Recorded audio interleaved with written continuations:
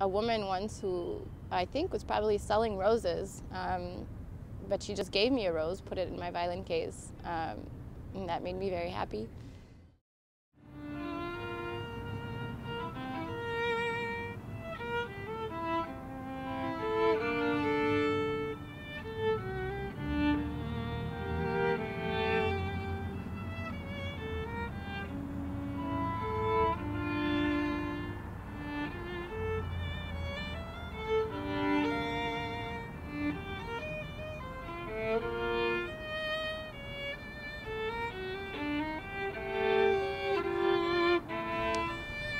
Well, it started before I was born.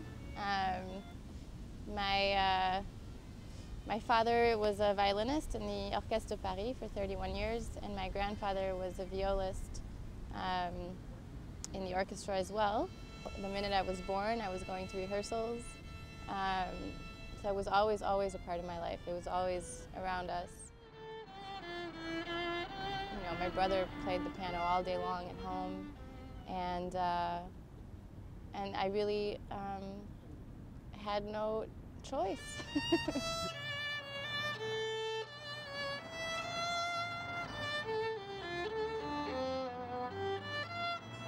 I had another great love, which was ballet, and those were my two passions growing up. Ballet was a little bit easier for me because it was my own world. I had nobody in my family that was pushing me to do it. I really, you know, went for it on my own.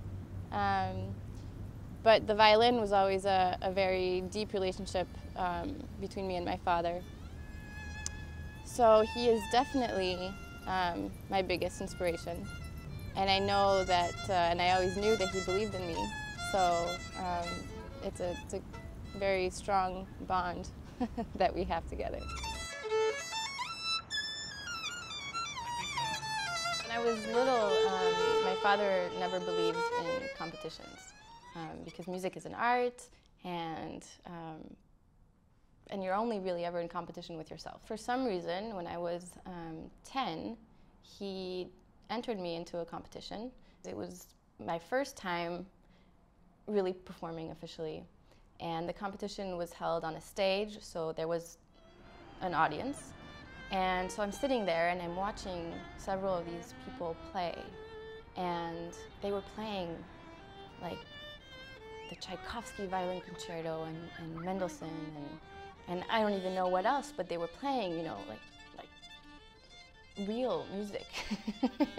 And I'm sitting there and I'm 10 years old, and in my head I'm getting so angry with my father because I have a Leclerc sonata to play, which compared to what I'm hearing is a joke, you know? I just can't believe that, and I'm feeling embarrassed, and I can't believe that my father would put me in this situation. And then I thought, you know, maybe a simple piece, but it's still music, and I'm going to play it like it's the greatest music that's ever been played. And so it was my turn, and I played really well, and turns out that I won first prize in my category. And I think it was actually sort of a turning point in my life, understanding what it means to go on stage. You know, you always have a choice. You can run and be scared, or you can just give it your all.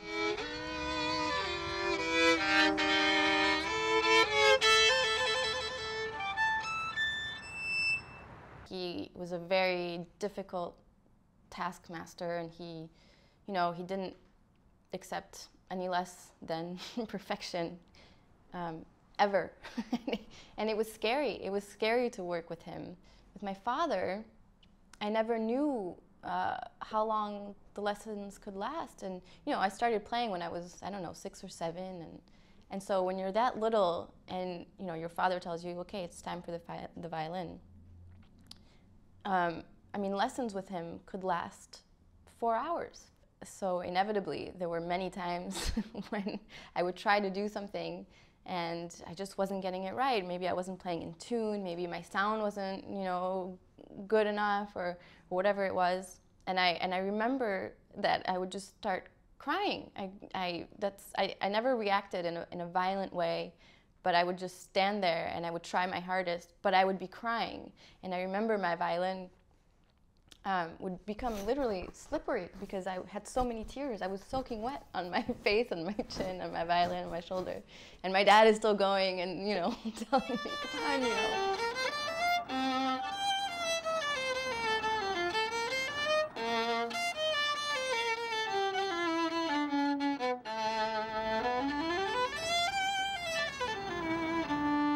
My entire childhood was sort of ups and downs like that. But I also remember that no matter what, after these sometimes long lessons, and I would cry and all of this, he would come up to my room at night to put me to bed, and he would say something like, "You made some really beautiful sounds today." And it just made everything worth it.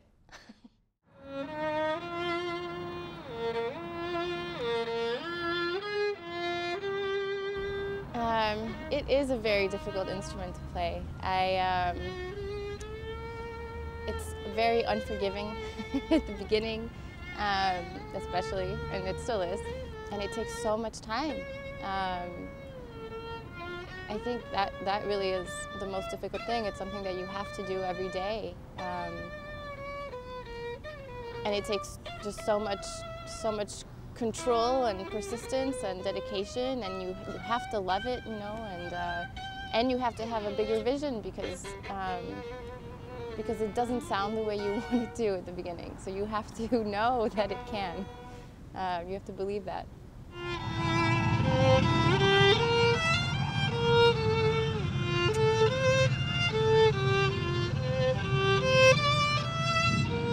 I've always been very interested in the humanities, and to me, music is just the same as philosophy. It's about communicating. It's about understanding people, and so that's what I studied. I went to Paris as well, and I studied politics because I wanted to have a greater understanding and a greater reason to study philosophy and religions. And then when I finally came back to the violin, I ended up here in Boston at the Boston Conservatory to do my undergrad here. I had a wonderful teacher. Studied with Irina Mureșanu, who was a performer in all over, but mostly here in Boston.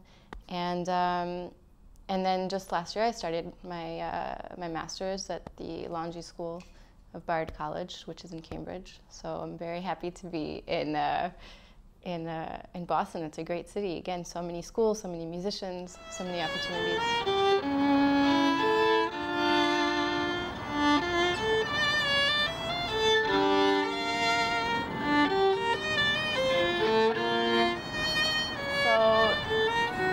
Playing in the subway had actually never occurred to me until a couple of friends came up to me and were doing some school project, and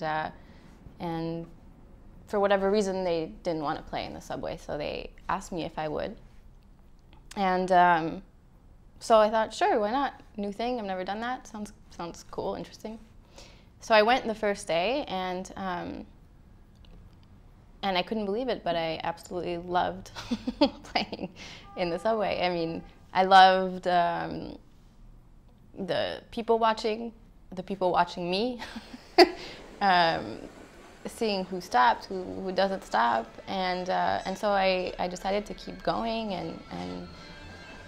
and as I got more used to doing it, it sort of became a real study in I don't know, human nature or people, or even what classical music means to people. Being, of course, in school and trying to make this my career, you hear a lot of things that are negative about classical music, how the concert halls are filled with older people, you know, young people are no longer interested, classical music is dying, it's no longer relevant, all of these things. Things that I never believed in the first place, but it's hard to find arguments against that. And so for me, playing in the subway has been that argument, which is that so many young people, and I don't mean little kids, because little kids always do sort of stop and stare and are very interested and are often pulled away by their parents who are in a hurry. But I'm talking about, you know, college-age students, people in their early 20s, early 30s, who stop and stay and listen and are there for 20 minutes, 30 minutes, sometimes don't take their trains, and actually enjoy themselves and listen to a little mini concert. And so I think that's what I love so much about playing in the subway, is this human rapport. And people who are afraid to go to the symphony because they think tickets are too expensive, the atmosphere is too fancy, this and that, the music is too complicated. You know, all you have to do is put that music in a place where they feel comfortable, and all of a sudden, they can listen without feeling intimidated. It's wonderful to see that.